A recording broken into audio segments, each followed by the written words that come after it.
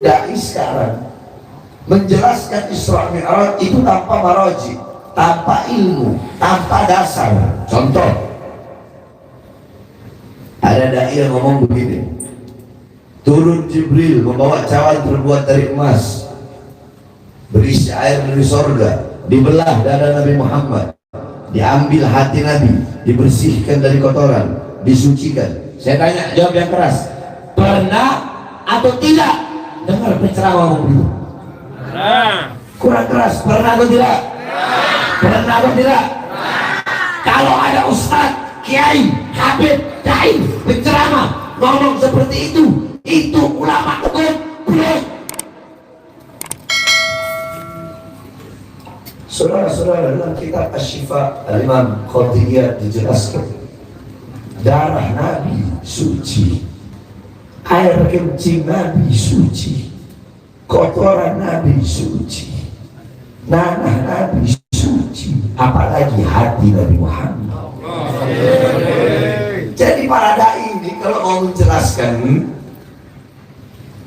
berikan penjelasan yang sesuai dengan kadar mustami untuk menerima ilmu tersebut. Contoh, saya bilang begini, hati Nabi dibersihkan. Orang awam akan berpikir begini, dibersihkan. Berarti sebelum dibersihkan apa? Apa? Orang awam kan berpikirnya begitu. Terus kenapa dibersihkan hati Nabi? Itu tajdid, diperbaharui. Hati Nabi udah bersih, lebih dibersihkan lagi. Hati Nabi udah suci, lebih disucikan lagi. Paham? Terus apa yang dikeluarkan dari hati Nabi Muhammad? Nabi Muhammad rahmatan lil alamin. Nabi Muhammad rahmat bukan hanya sesama Islam, bukan hanya sesama manusia, bukan hanya sesama makhluk, tetapi rahmat bagi seluruh alam semesta. Saya tanya, jawab yang keras, iblis itu makhluk atau bukan? Makhluk atau bukan? Nah, yang dikeluarkan oleh Jibril adalah rahmat Nabi untuk iblis. Agar apa? Agar tidak ada celah bagi iblis untuk bisa menggoda baginda Nabi besar Muhammad.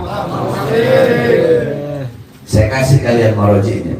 Buka kitab An-Nujjar, kitab As-Siraj Al-Wahhaj fi Haqaiqil Mi'raj, karangan Imam Abu Ishaq Muhammad bin Ibrahim An-Nu'mani Asy-Syafi'i. Kemudian kitab Al-Mi'raj, karangan Imam Abdul Karim Al-Bushairi. Kemudian kitab Ar-Risalah fil Mi'raj, karangan Imam Abu Hasan Ali bin Muhammad Al-Lakhmi. Kemudian kitab Al-Ayah Az-Zahimah Al-Bahira fil Mi'raj Sayyid Ahli Dunya wal Akhirah, karangan Imam Al-Hafidh Samsuddin Muhammad ibn Yusuf Asy-Syami Ad-Dimashqi. Satu lagi kitab beliau Al-Ayah Al-Bayyinat fil Mi'raj Sayyid Ahli Ardi was Samawat. Kemudian ada lagi kitab An-Nurul Wahhaj fi Kisah Isra wal Mi'raj, karangan Imam Ali Zain Al-Abidin bin Muhammad Al-Hadi Al-Barzanji. Beliau adalah kakek daripada pengarang Maulid Barzanji. Nah, itu kitab tadi disyarahkan oleh cucunya, diberi nama kitab Tajul Ibtihaj ala Nuril Wahhaj, karangan Imam Ja'far bin Ismail Al-Barzanji. Kemudian ada kitab Qissatul Mi'raj, karangan As-Said Usman Syafa' ibn Muhammad Syafa'. Kemudian ada kitab Afdalul Manhaj fi Isbat Isra wal Mi'raj, karangan Imam Al-Hafidh Asy-Syaikh Abdullah Mustafa Al-Maraghi. Kemudian ada kitab Daw'us Siraj fi Fadli Rajab wa Qissah Al-Mi'raj, karangan Imam Sayyid Muhammad Amin Al-Kurdi. Biasanya kalau daerah Jawa Barat, daerah Banten, itu pondok-pondok pesantren salaf, kiai-kiai salaf, santri-santri salaf, kalau bulan Rajab pasti menghatamkan kitab tersebut. Ngaji pasaran bahasanya kita orang. Ngaji pasaran menghatamkan kitab Daw'us Siraj, karangan Syekh Muhammad Amin Al-Kurdi. Kemudian ada kitab Minhajus Syami, Mukhtasar Mi'rajus Syami, karangan Asy-Syaikh Yusuf bin Ismail An-Nabhani. Kemudian ada lagi kitab Qissatul Mi'raj, karangan Imam Najmuddin Al-Ghaiti. Kemudian ada kitab dihasyiahkan oleh Imam Ahmad Abdul Barakat Ad-Dardir. Nah, kalau di Betawi biasanya ulama-ulama Betawi kalau bulan Rajab pasti kebanyakan itu mengkhatamkan kitab Hasyiah Ad-Dardir karangan Imam Ahmad Abdul Barakat Ad-Dardir. Jadi kalau di Jawa Barat, Banten itu Tauqus Siraj fi Fadlil Rajab wa Qisah Mi'raj. Kalau ulama Betawi biasanya Hasyiah Ad-Dardir. Nah itu matanya namanya Qissatul Mi'raj karangan Imam Najmuddin Al-Ghaiti. Kemudian ada lagi kitab Nailul Muna wal Ghaya As-Sa'ul fil Mi'raj Sayyidina Al-Mukhtar Ar-Rasul karangan Imam Muhammad bin Ja'far Al-Kattani. Kemudian kitab Al-Mi'raj An-Nabawiyah karangan Syekh Hasan Asy-Syati. Kemudian kitab Hulal Ad-Dibaj Al-Matruza fil Isra wal Mi'raj karangan Imam Ahmad bin Muhammad Ar-Rahwani At-Tatwani. Kemudian kitab Mu'jizatul Kubra li Sayyidil Anbiya karangan Imam Syekh Nafi' Al-Jauhari.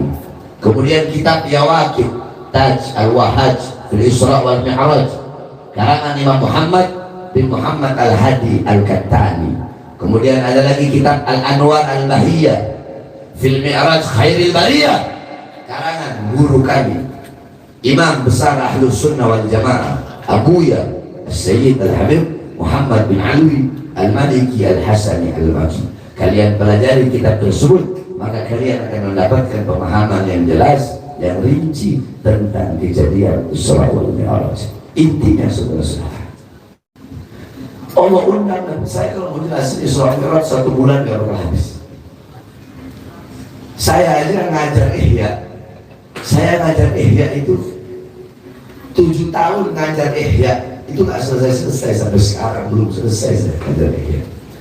Karena saya kalau menjelaskan berkalimat contoh ayat Subhanalladzi asra bi 'abdihi lailan minal masjidil haram minal masjidil aqsa. Subhana bima'na tanzih, ay tanzihullah min kulli su' bara'alillah min kulli naqsin. Dan kalau saya menjelasin waktu habis, saya lagi sakit. Jadi intinya saja, intisari Isra Mi'raj, Allah undang Nabi Muhammad untuk menerima satu perintah yang mulia, perintah yang agung, perintah yang utama, perintah yang dimana ketika Allah memerintahkan perintah-perintah yang lain cukup melalui Quran. Jawab yang keras. Allah perintahkan haji melalui apa? Melalui apa? Melalui apa? Saya lagi sakit, tapi saya semangat jadi umat. Ini orang kok lemes, kayak mental kerupuk gitu. Allah perintahkan haji melalui apa? Melalui apa? Allah perintahkan puasa melalui apa? Melalui apa? Sedekah, jihad, amar ma'ruf, nahi munkar, melalui Quran. Tapi ketika Allah perintahkan perintah yang satu ini tidak cukup melalui Quran. Allah undang langsung Nabi Muhammad untuk menerima perintah tersebut. Al-Abd, Subhanalladzi asra bi 'abdihi. Al-Abd, Al-Abd yakni Al-Abd, Al-Abd hamba yang utuh. Ra'a bi 'alatil 'ilm, sami'a bi 'alatil 'udhun, takallam bi 'alatil lisan, masaka bi 'alatil yadin, masya bi 'alatil rijlin, syaqa bi 'alatil qalb. Al-Abd itu hamba yang utuh, melihat dengan alat mata, mendengar dengan alat telinga, berbicara dengan alat lidah, menyentuh dengan alat tangan, berjalan dengan alat kaki. Berarti Nabi Muhammad Isra Mi'raj dengan jasad dan juga ruh.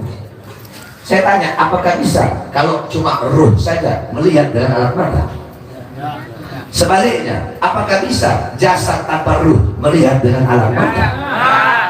Berarti Rasulullah dalam keadaan sadar yaqdatan, dalam keadaan terjaga, jasadnya, rohnya berjumpa langsung. Ra'a azizul wahhab bila hijab, berjumpa dengan Allah tanpa setitik pun penghalang untuk menerima perintah yang mulia ini. Saking begitu utama perintah tersebut. Apa perintah itu? Apa perintah itu? Apa perintah itu? Makanya jaga kau punya sholat, perhatikan kau punya sholat, utamakan kau punya sholat, dahulukan kau punya sholat. Kita orang-orang sekarang di masjid-masjid, di musola-musola terdengar hayya as-salah, hayya as-salah, panggilan Allah, ayo sholat. Kau yang berdagang, berhenti dulu dagangnya. Kau yang punya toko, tutup dulu tokonya. Kau yang duduk di atas kursi kekuasaan, angkat tangan, berdiri. Ayo kembali kepadaku. Tetapi mendengar panggilan Allah, dia tahu panggilan Allah. Yang berdagang tetap dengan dagangannya, yang urusan dunia tetap dengan urusan dunianya, hartanya, pangkatnya, jabatannya, tahtanya. Mereka mengabaikan panggilan Allah dan lebih memilih panggilan perutnya. Orang-orang seperti ini bagi saya nilainya, harganya sama dengan sesuatu yang keluar dari perutnya. Apa sih Allah minta? Satu hari kalian punya waktu berapa jam? 24 jam. Jawab yang keras. 24. Ambillah 4 jam untuk sholat lima waktu sama wirid-wiridnya. Atau isi 2 hari ya juga wiridan. Ambil 4 jam. Masih ada 20 jam untuk urusan perut, untuk urusan kursi, untuk urusan dagang. Kenapa kok nggak bisa ngeluarin waktu satu hari hanya 4 jam untuk Allah yang kasih kau makan, yang kasih kau kehidupan, yang kasih kau rezeki? Keterlaluan kita ini, saudara-saudara. Jatuh. As-salatu rasul ibadah. Salat itu kepalanya ibadah. Amal ibadah lain itu ekor. Saya tanya, kepala ikut ekor atau ekor ikut kepala? Berarti baik buruknya amal ibadahmu tergantung dari kalau kau punya sholat bagus, kau punya sholat baik, kau punya sholat sempurna, maka seluruh amal ibadahmu bakal baik walaupun amal ibadahmu sedikit. Sebaliknya, kalau sholatmu rusak, sholatmu hancur, sholatmu tidak sempurna, maka amal ibadahmu hancur, rusak, tidak sempurna walaupun amal ibadahmu banyak. Berarti apa? Sama-sama ikuti saya. Sholat, ikuti saya keras. Sholat adalah tolak ukur yang menentukan baik atau buruknya amal ibadah. Jadi amal ibadahmu baik buruk ya tergantung daripada sholat. Beb, anak nggak bisa sholat di masjid, nggak bisa sholat di masjid, sholat di rumah. Beb, nggak bisa sholat jamaah, sholat sendiri. Beb, nggak bisa sholat awal waktu, sholat tengah. Beb, nggak bisa sholat tengah waktu, sholat akhir. Beb, nggak bisa sholat berdiri, sholat. Beb, nggak bisa sholat duduk, sholat. Yang penting jangan engkau tinggalkan sholat. Babi pernah ngomong begini dalam asar. Kata Babi, ana syarra dabbah. Aku binatang paling buruk, aku binatang paling hina. Tetapi sehina-hinanya aku, seburuk-buruknya aku, ada lebih buruk dan lebih hina dari aku. Siapa? Aku lebih mulia, kata Babi, dari orang yang meninggalkan sholat 5 waktu dengan sengaja. Jadi kalau ada orang meninggalkan sholat, bukan babi, bukan. Lebih babi jadi babi. Paham? Jawab coba yang keras. Kalau RT nggak sholat, RT apa? Kurang keras, RT apa? RW nggak sholat, RW apa? Lurah nggak sholat, lurah apa? Camat nggak sholat, camat apa? Bupati nggak sholat, bupati apa? Wali kota nggak sholat, wali kota apa? Gubernur nggak sholat, gubernur apa? Menteri nggak sholat, menteri apa? Presiden nggak sholat, presiden apa? Polisi nggak sholat, polisi apa? Tentara nggak sholat, tentara apa? Ustadz nggak sholat, ustadz apa? Kiai nggak sholat, kiai apa? Habib nggak sholat, habib apa? Orang tua nggak sholat, orang tua apa? Anak nggak sholat, anak apa? Suami nggak sholat, suami apa? Anak nggak sholat, istri nggak sholat, istri apa? Bukan babi, lebih babi dari babi. Jaga dong, sholat yang menentukan bahagia atau susahnya dunia akhirat. Sholat yang menentukan selamat atau celakanya dunia akhirat.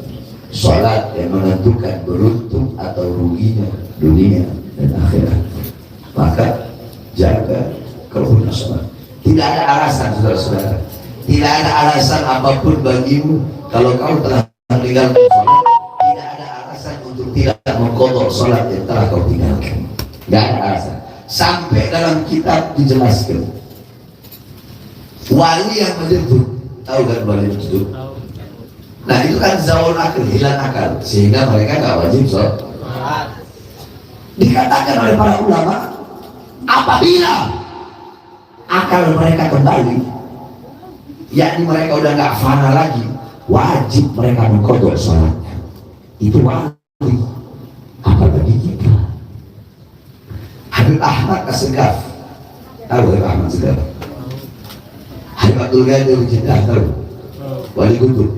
Nah Habib Ahmad itu abahnya beliau. Pernah sholat subuh di rakaat akhir kalau kita syahud, tiba-tiba fana, lupa segala-galanya, saking nikmat, saking khusyuk, lupa. Sejam, 2 jam, 3 jam, sehari, 2 hari, sampai 40 hari. 40 hari lewat, matahari terbit, baru dia sadar. Astagfirullah. Assalamualaikum warahmatullahi wabarakatuh. Assalamualaikum warahmatullahi wabarakatuh. Beliau bilang sama anaknya, ya Abdul Ghadir, apakah telah masuk waktu duha? Jadi beliau kira kelewatannya cuma beberapa saat.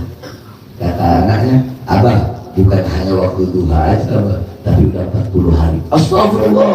Beliau kodok sholat yang tertinggal 40 hari tersebut. Padahal tertinggalnya saking khusyuk dan nikmat berhadapan berjumpa dengan Allah Subhanahu wa Ta'ala. Bagaimana dengan kita yang meninggalkan sholat karena urusan dunia kita? Dan terakhir, sebentar lagi kita akan berada di bulan Ramadan.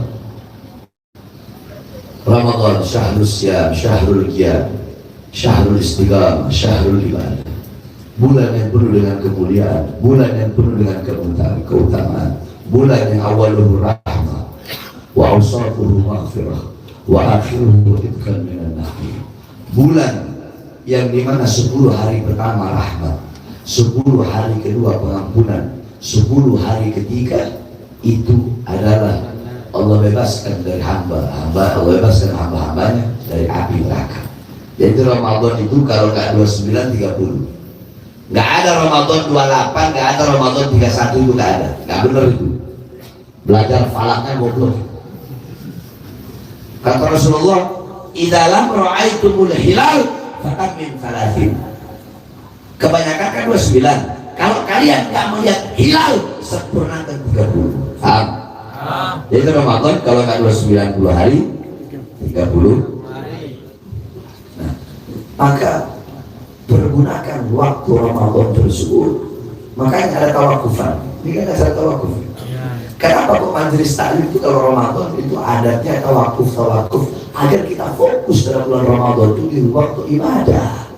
Hatamkan Quran, perbanyak waktu dengan Allah, perbanyak sedekah, lawan hawa nafsu syahwatmu. Jangan cuma kau hanya dapat lapar dan haus saja. Puasa ya, puasa, tapi kedua matanya memandang perkara yang haram. Puasa, tapi lidahnya menghina, mencaci, memaki. Jangan lain ya. Kalau saya nggak menghina, kalau saya ngomong pejabat biadab, pejabat bangsat, karena benar bangsatnya, karena benar biadabnya. Menghibah ibu-ibu Ramadan, ibu-ibu bangun tidur udah fitnah sana, riba sini. Puasa, tapi yang berdagang tetap melebihkan dagangannya, tetap berbuat curang, sehingga yang didapatkan hanya lapar dan tidak mendapatkan nilai apa-apa di sisi Allah Subhanahu wa Ta'ala. Ramadan adalah bulan bagi kita untuk riyadhah, latihan apa? Melawan hawa nafsu. Raja'a Rasul sallallahu alaihi wasallam al-ashab. Rasulullah sallallahu alaihi wasallam beliau pulang dari perang Badar, perang Badar. Kata Rasulullah, raja'na, perang Uhud, raja'na min jihadil asghar ila jihadil akbar. Kita pulang dari perang yang kecil menuju perang yang besar. Kata Rasulullah, bagaimana mungkin ini perang yang kecil? Ini perang yang besar. Ada perang yang lebih besar. Ada perang melawan hawa nafsu. Musuh terbesar hawa nafsu. Kedua, iblis. Ketiga, kafir harbi. Keempat, baru orang munafik. Nah, hawa nafsu bisa dilawan hanya dengan menahan diri dari rasa lapar. Cuma orang sekarang enggak, kenyang bego, lapar bego. Kenyang goblok, lapar goblok. Itu orang sekarang. Jadi manfaatkan bulan Ramadan. Belum tentu kita nyampe bulan Ramadan tahun depan. Ya, khatamkan Quran. Allah menyembunyikan Lailatul Qadar di 10 terakhir malam-malam ganjil. Kenapa? Agar kita menghabiskan seluruh hari di bulan Ramadan itu untuk beribadah agar mendapatkan Lailatul Qadar. Sengaja Allah kasih tahu. Kalau Allah kasih tahu ya udahlah. Andaikan Allah kasih tahu malam 23 pas dia hawi condet. Andaikan Allah kasih tahu Ramadan itu jatuh Lailatul Qadar dia malam 23, ya udah dari malam pertama saya malam 22 gak usah ada. Ntar aja pas malam 23 baru dapat Lailatul Qadar. Enak dong kalau begitu. Makanya kenapa hikmah Allah sembunyikan Lailatul Qadar dalam bulan Ramadan agar kita menghabiskan, memanfaatkan waktu bulan Ramadan untuk beribadah, taat, patuh, tunduk kepada Allah. Allahumma balighna, Allahumma barikna fi Rajab wa Sya'ban wa balighna Ramadan. Allahumma barikna fi Rajab wa Sya'ban wa balighna Ramadan. Allahumma iftah li hadha al-majlis wa li ahlihi wa li ahli hadha al-majlis. Allahumma iftah lahum فتوحة العشية والرحمة والبركة والهداية والعناية والرزق الواسع واشرفهم وكرمهم برؤيا جدنا سيدنا المصطفى وصلى الله على سيدنا محمد وعلى آله وصحبه وسلم. الحمد لله رب العالمين. إن شاء الله تعالى نعبد منكم. السلام عليكم ورحمة الله وبركاته.